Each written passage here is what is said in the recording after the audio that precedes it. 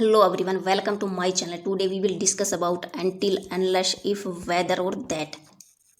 until time भी बताता है, कंजक्शन और प्रीपोजिशन का भी काम करता है। जैसे I will wait until Monday, यहाँ मंडे नाउन है तो यहाँ until क्या है, यहाँ का until प्रीपोजिशन का काम करे। I will wait until he comes, I will wait एक क्लोज है, ही कम्स एक क्लोज है तो यहाँ दो क्लोज को जोड़ रहे हैं until, यहाँ until कंजक्शन का काम कर रहे हैं।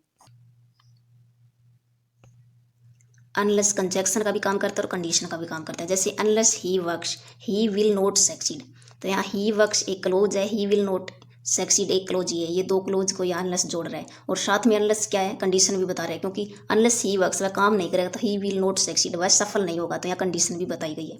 तो अनलेस कंजक्शन और कंडीशन दोनों का काम करता है। इफ़ कंडीशन भी बताता है और डाउट भी, इफ़ भी कंडीशन और डाउट दोनों का काम करता है। जैसे if he comes I will go, he comes वह आएगा, आई विल गो तब मैं जाऊंगा। तो यहाँ क्या कंडीशन बताई गई है इस सेंटेंस में, वह आएगा तब वह जाएगा, तो इस सेंटेंस में यह कंडीशन बताई गई है। If do not know if he will come, तो डू नॉट नो वह नहीं जानता कि ही विल कम वह आएगा कि नहीं आएगा, तो यहाँ क्या है डाउट बताएगा इस सेंटेंस में। तो इसलिए इफ़ क्या है, कंडीशन और डाउट दोनों का काम करता है। I will wait unless until he comes, I will wait वह वेट करेगा कि ही कम्स वह कब आएगा। तो टाइम बताने के लिए हम एंटिल का यूज करते हैं, तो यहाँ एंटिल आएगा, अनलेस नहीं आएगा। Unless until he works he will not succeed, तो अनलेस ही वर्क्स वह काम नहीं करेगा तो ही विल नॉट सक्सीड वह सफल नहीं होगा। तो यहाँ कंडीशन बताई गई, तो कंडीशन के लिए हम अनलेस का यूज करते हैं, तो यहाँ अनलेस आएगा। I do not know if he will come, I do not know वह नहीं जानता कि ही विल कम वह आएगा कि नहीं। तो डाउट बताने के लिए हम इफ़ का यूज़ करते हैं, तो यहाँ इफ़ लगा हुआ है तो ये सेंटेंस क्या है, बिल्कुल राइट है। He will comes I will go, तो दो फ्यूचर एक साथ नहीं आ सकते, तो यहाँ फर्स्ट वाले क्लोज में विल हटेगा, ये बनेगा ही comes I will go. If के साथ हम नोट का यूज कर सकते हैं और अनलेस के साथ हम नोट का यूज नहीं कर सकते, क्योंकि अनलेस अपने आप में पहले से नेगेटिव है। तो unless if you work you will not succeed, unless if you work वह काम नहीं करेगा, तो दूसरा क्लोज क्या है कि यू विल नॉट सक्सीड वह सफल नहीं होगा। तो यहाँ पहले से नेगेटिव का सेंस आ रहा है कि वह काम नहीं करेगा तो वह सफल नहीं होगा, तो यहाँ हम अनलेस का यूज करेंगे, इफ़ का यूज नहीं करेंगे। If unless he does not work he will not succeed, तो एक क्लोज ये है कि if unless he does not work, तो यहाँ डज नॉट आया हुआ है इफ़ वाले क्लोज में, तो यहाँ हम इफ़ का यूज करेंगे, अनलेस का यूज नहीं करेंगे, क्योंकि इफ़ के साथ नोट का यूज होता है, अनलेस के साथ नोट का यूज नहीं होता, तो यहाँ इफ़ आएगा।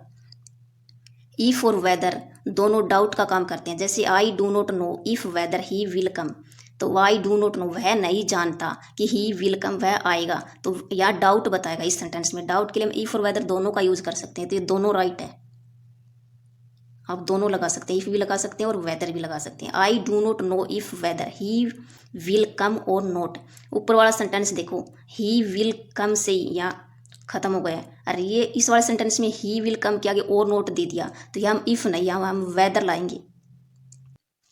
I have few doubts that whether he will come, तो फ्यू का मीनिंग है नए के बराबर डाउट, तो नए के बराबर डाउट है तो यहाँ हम दैट का यूज़ करेंगे, क्योंकि दैट कोई डाउट नहीं बताता। वेदर का यूज हम डाउट बताने के लिए करते हैं, तो यहाँ कोई डाउट नहीं बताएगा। या फ्यू का मीनिंग है नए के बराबर डाउट, तो नए के बराबर डाउट होने के लिए हम दैट का यूज करेंगे। I have a few doubts that whether he will come, तो ए फ्यू का मीनिंग है थोड़ा बहुत डाउट, तो डाउट के लिए मैं वेदर का यूज करते हैं, दैट का यूज नहीं करते, तो यहाँ वेदर आएगा। इफ और दैट एक साथ नहीं आ सकते जब वे डाउट का काम करते हैं, और दैट और इफ एक साथ आ सकते हैं जब वे कंडीशन बताते हैं। जैसे I do not know that if he will complete the work on time, I do not know तो वह नहीं जानता कि he will complete the work on time वह अपना काम समय पर कंप्लीट कर लेगा। तो इस सेंटेंस में डाउट है, उनको पता नहीं है कि वह अपना काम समय पर करेगा कि नहीं करेगा, तो यहाँ इफ और दैट एक साथ नहीं आएंगे, यहाँ हम दैट को हटाएंगे और इफ को लगाएंगे।